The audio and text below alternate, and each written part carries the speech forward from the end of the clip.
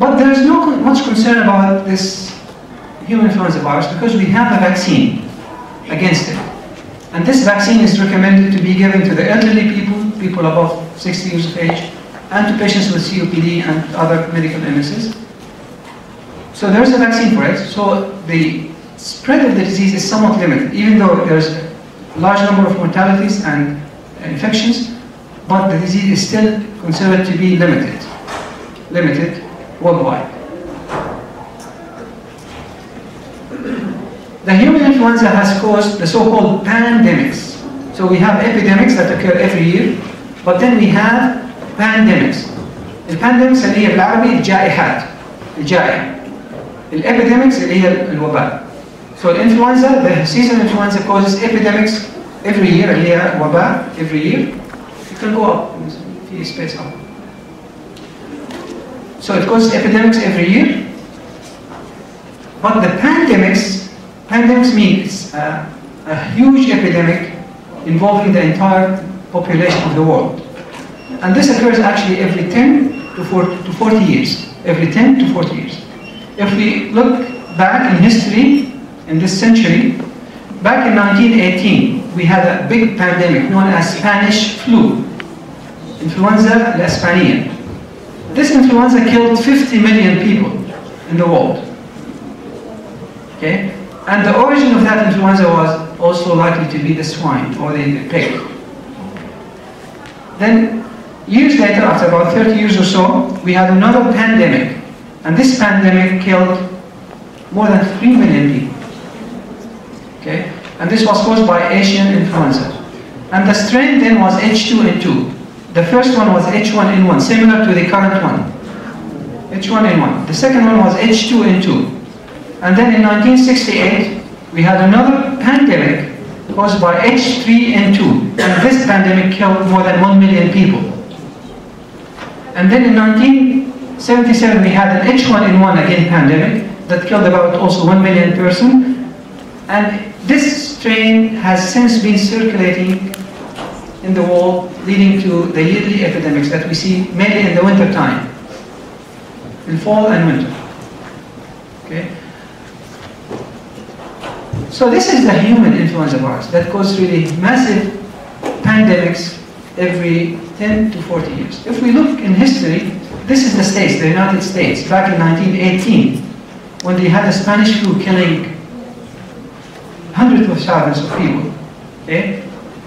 This is how they manage their patients. They put them in big rooms like this or camps to be able to manage the huge number of people. Okay? And this is another photo in the States, 1918, in the Spanish flu. Okay? And they had such big rooms to manage patients. Okay? Schools were closed, etc. So it was really a big disaster. If you look at this, just look at this diagram. The Civil War in the States killed about 500,000 people. The World War I killed about 150,000 people. The flu killed more than 550,000 people in the United States. World War II killed about 450,000 people in the United States, I mean. Okay? The Korean War killed about 50,000 Americans. So this shows you how much deaths happened in the United States back in 1918 as a result of this pandemic. If you look at this curve, this is the death rate every year, and you can see the upsurge of death during 1918 due to the influenza epidemic. And then it went back to the usual curve that continued to decline, and now mortality rate is extremely low because of the good medical care, etc. This is just a photo of the queues of people waiting to get the vaccine back in 1947 in the United States. They were just waiting to get the vaccine to protect themselves from the pandemic strain of influenza these days. Then we had the new pandemic, or the new, epidemic with avian flu. Okay, and this happened over the past few years. and this mainly happened in Asian countries and actually throughout the world. Okay? And it is mainly related to direct contact with birds, as happens in the household setting where people have their own domestic chickens around their houses. So the infection actually spread substantially in such countries where you have domestic birds in close proximity to humans. Avian flu typically does not infect humans, but it can actually acquire the ability to infect humans if you have certain genetic changes that I'll speak about shortly. And then when it acquires that ability, it can then acquire the ability to infect a human to human, to be transmitted, I mean, from human to human. And this may then lead to the epidemic. This is the avian flu cumulative number up to 15th of May.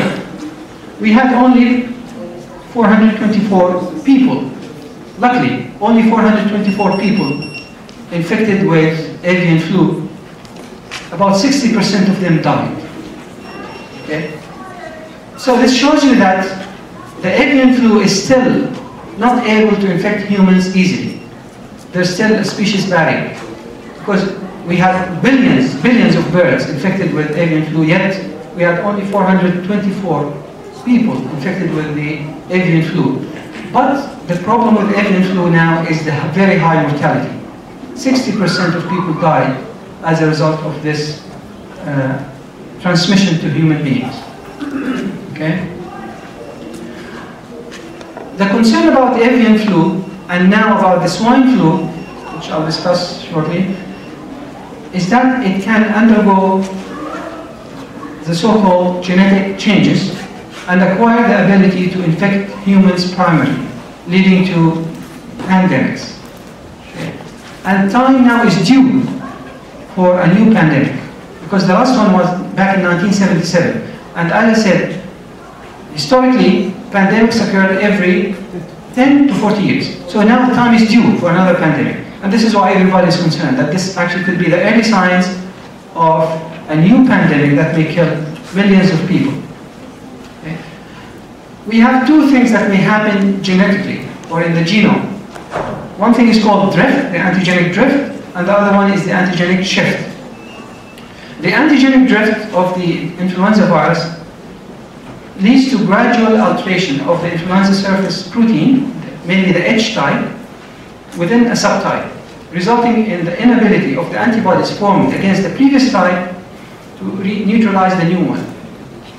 This is why the vaccine, the influenza vaccine, has to be updated every year, because this drift is a continuous process, and it continuously occurring. And every year the virus acquires drifts, changes it has point mutation in the genome, making it relatively new, not brand new, but relatively new virus that will not be inactivated by the antibodies developed by the previous vaccine. So you should always get the vaccine. If you're a candidate for the vaccine, then you have to take it every year. Okay? And the main reason for this is the drift, because the virus changes itself every year. And this is how the drift look like. This is the A virus, influenza A virus, fusion type, 411 strain, isolated in 2002. It was H3N2 type. And then it drifted, it underwent drifting, and it changed to the A, California type, isolated in 2004. And the strain is still the same, H3N2. So with the drift, the H and N type remains the same. But point mutation happens in the RNA of the virus, making it a new virus. And this is called minor genetic change, leading to the yearly epidemic that is happening. But the pandemic is related to something else called shift, antigenic shift. I'll just